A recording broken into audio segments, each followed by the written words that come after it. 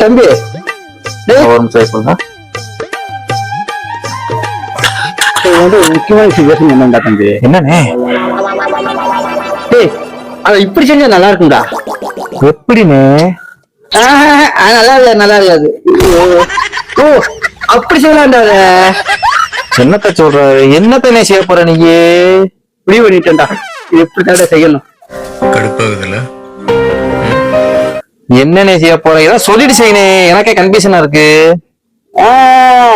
அப்படி செஞ்சா மாட்டிக்கிறோம் நம்ம. டேய் முடிவு பண்ணிட்டேன்டா, நான் அப்படியே செஞ்சுக்கிறேன்டா. கேட்டாடா ஏன் வந்தாரு, எதுக்கு வந்தாரு, என்னன்னு சொல்லாம போயிட்டாரு.